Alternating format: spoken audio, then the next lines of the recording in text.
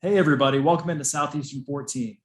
Today, we're doing a week one preview of the Rice versus Arkansas matchup. This game's going to be played at Donald W. Reynolds Razorback Stadium in Fayetteville. It's got a 2 p.m. kickoff on Saturday. Christopher, what do you think about this one? Yeah, Nick, how's it going?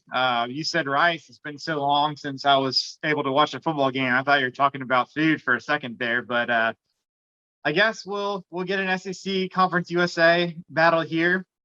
Should be a good one to start the season. And any football game is a good football game when you have money on the line. All of them count the same in your pocketbook. Why don't we jump right into Nick's news and notes, where you tell us all about the headlines that matter for the Arkansas Razorbacks out there? Well, sure. First things first. I didn't mention this in the opening, but Arkansas is favored by 19 and a half points right now. And we got an over under of 50. And there's one thing I will tell you right out of the gate. It's going to be hot in Fayetteville. Projected high at 93 degrees at kickoff.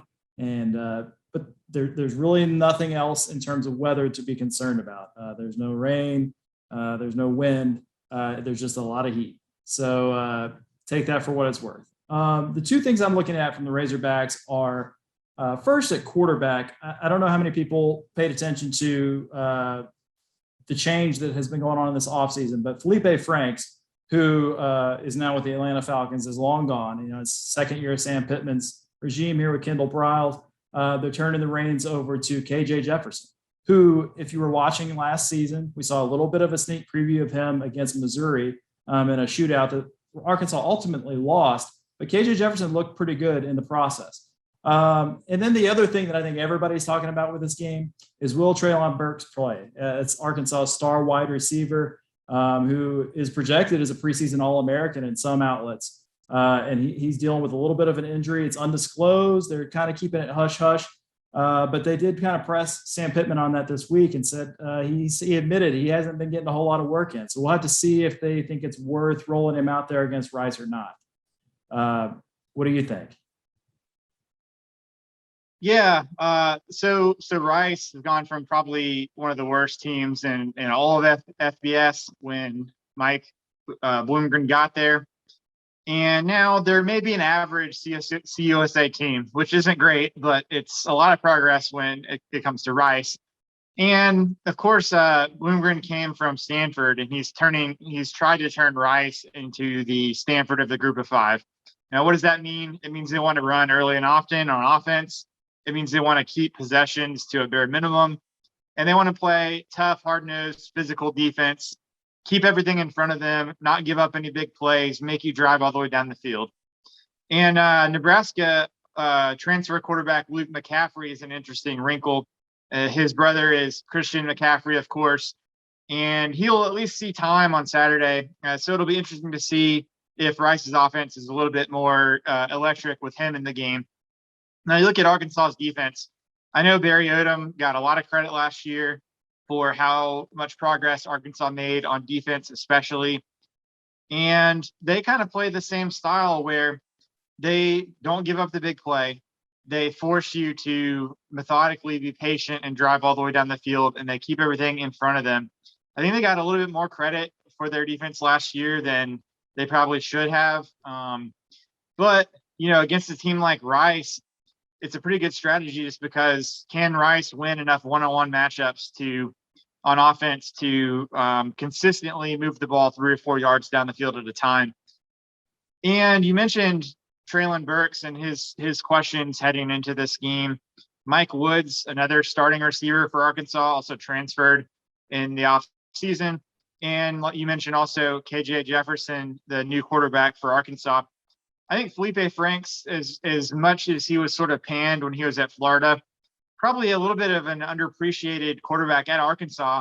If you remember how many quarterbacks they went through in the few years before last season, they even played Jerry Jones's grandson at one point, I believe, just struggling to find anybody. So I know Jefferson can run, but and the offensive line should be improved.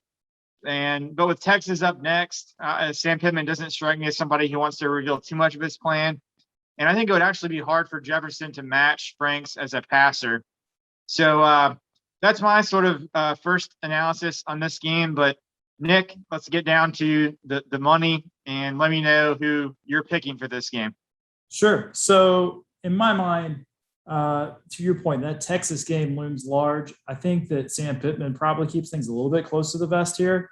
And that's why I kind of like Rice plus 19 and a half. I think that Arkansas wins this game. I just don't know that they're trying to cover by four touchdowns or something like that. So give me Rice plus 19 and a half. And I'll take in a similar vein, I'll take the under 50 here and say it's a win for the Hogs, but not necessarily one that, they're running up 40 or 50 points by themselves in.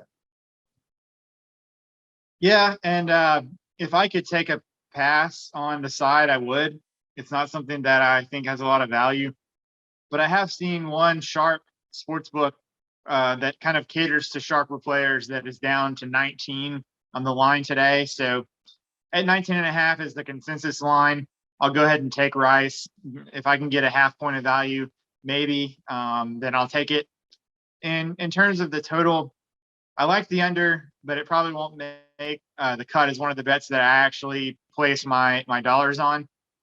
But I do think both of these defenses got some pretty good respect last season in terms of being maybe ahead of where some people thought they would be.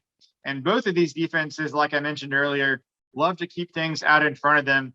And with Rice playing like Stanford, they really want to limit the possessions as much as possible. And they had actually a great first quarter defense. I think they didn't allow a single point in the first quarter all of last season, which really helped them condense the game. So I kind of lean to the under. Don't really like the side, although I will take Rice plus 19 and a half and under 50.